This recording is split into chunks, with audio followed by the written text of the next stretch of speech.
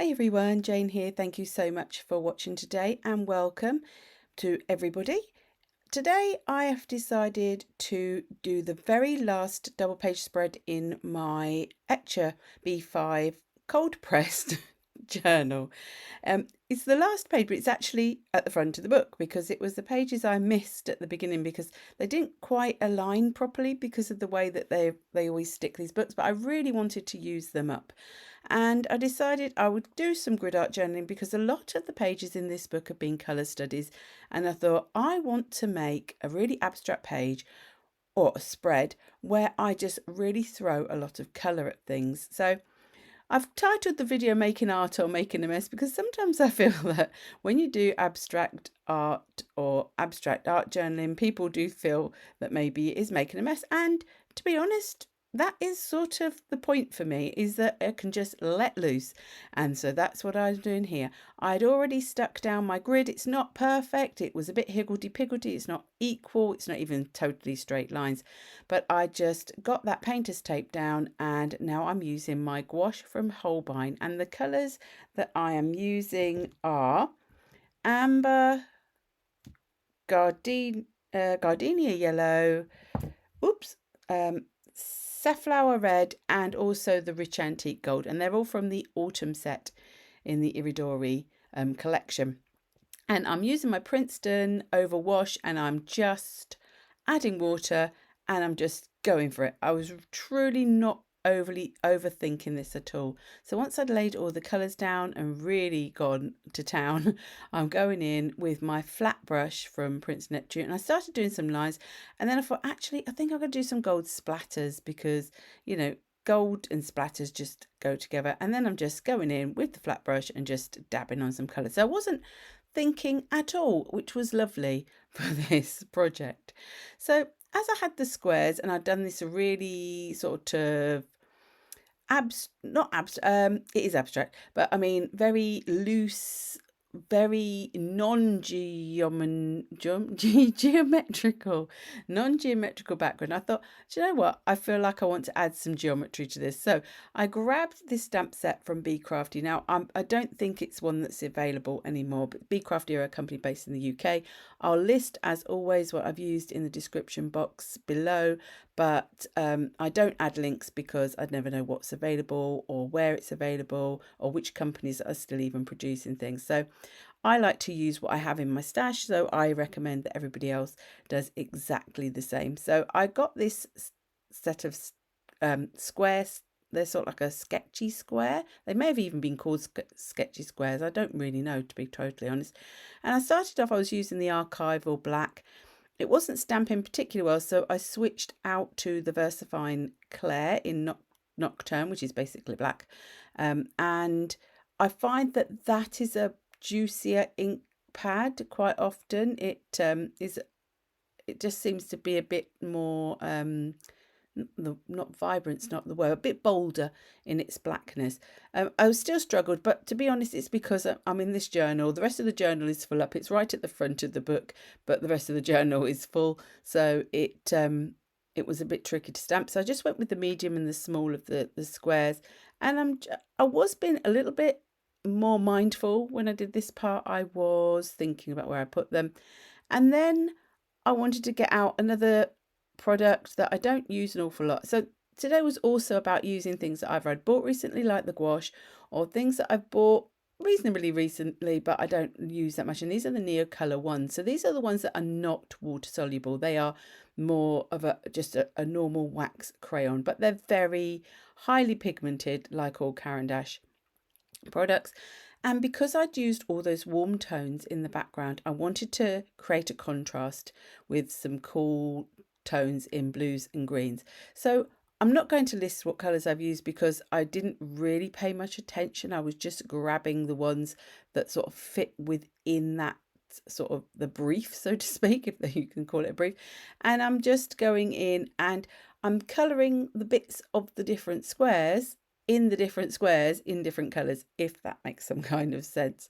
And I was being very loose with my colouring. I was just like really quickly sketching that colour in. I wasn't trying to get a really solid look. I just wanted to get some of that different tones of colour going on in my squares. I was also trying to alternate between with the values of the colours, so some darker shades, some lighter shades, and trying to spread that around a page. So this is where I suppose it goes a little bit less abstract, in that I am thinking about that. Oh, my Neocolor broke there. So now I've got a broken one. So in the end, I just took the tip off. You can sharpen them. I've sharpened my different sorts of crayons and things in a normal pencil sharpener. It's probably not the best thing to do, I would imagine. It's probably not great for your sharpener, and you can get bits in it, but I'm not very precious over sharpeners and things. So this now is Marshmallow coloured acrylic paint from IndigoBlu. They make these cute little pots of acrylic paint because their paint is very, very highly pigmented, so you do not need an awful lot. You can water it down quite a bit and stuff, but I wanted to continue this squares theme. So we got the squares of the grid, but then the really sort of loose and flowy background, but then the squares of the stamping, and now the squares in the stenciling. So I'm just going in with this stencil from Lemon Creation. Unfortunately, she's a company that no longer produces physical products. If you visit her Lemon Creation shop online, she still does digital products. So if it's something that you're interested in, but she no longer sells actual stencils and stamps, that are physical. That sounds a bit weird, but you know what I mean. So this is called Back to Square One, this stencil, and it's one of my favourites. I really enjoy it. It's got this mixture of sizes in the squares, and it's just a lovely generic background. Again, you could use a multitude of different stencils to create, a similar look. Then I wanted to add in a bit of white because I felt that I had a very, excuse me, a very, very busy background going on. So at this point, I'm sure somebody would consider that this is making a mess rather than making art. For me, I really don't mind whichever two it is, because for me, the aim is to have fun, to have a relaxing time, to just let my mind be taken by the process of the project. And by doing that, you're not thinking about other things. It's, really lovely sort of stress busting activity, I find. Now, my Copic Acrea was not liking this background. I think the combination of the waxiness and then the acrylic paints was just too much of it. I think because it's quite a fine tip. So I switched out to this bigger Posca marker, which is, I think this one's a 3M. So it's not the finest, but it's not the chunkiest. First of all, I did use the 8, I think it's an 8K to do the big marks, because I wanted to really get some chunky white down, but it wasn't really showing up that much, so I didn't worry too much. Now, as I started to remove this tape, I realized that it actually was really cool in its own right. So I decided to sort of stick it to the side. It didn't like staying there, but I was sticking it to the sides of the project on the blending mat, just to, oh, not the blending mat, it's a silica mat actually, on the silica mat, just to keep it there, because I thought I might actually use this within this project. Also, what I did with the first lot of paint, I didn't waste that gouache that was left. I could have let it dry and used it again, but what I did was I got out another journal and I just sploshed it on, just to start a background. And then what I did with the remaining bits of tape that I don't use in a minute is I stuck them onto that other journal spread as well. So I've sort of started myself off a second abstract spread, but that will be the same but different. So here I am looking at the actual tape, and I thought I'm going to just cut into it, cut little sections off and add it into some of my grids. And I just thought that was just a little bit of fun. Now, it is painter's tape. It's not a permanent tape. So, I mean, I'm not too worried. It's in my journal. It's probably going to stay more or less. If it comes off, it's not the end of the world to me.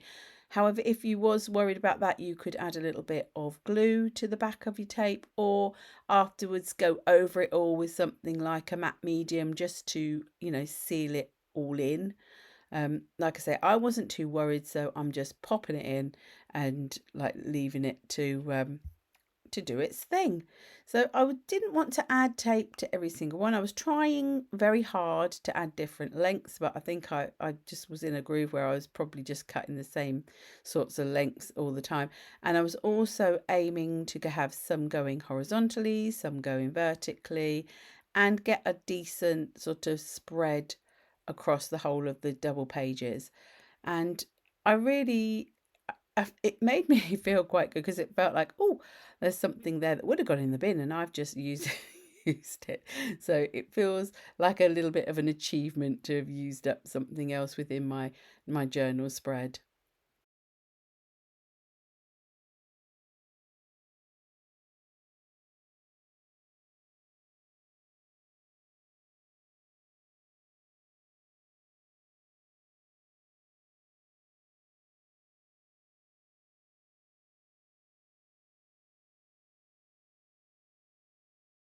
Once I had all those bits in place, I wanted to add a sentiment. This is a sentiment from a stamp set I designed for Cleverprints, which is unfortunately no longer available. It was from an arty crafty set, and I thought it just went so well with this, and so also with the title of this video, which was Make a Beautiful Mess Today.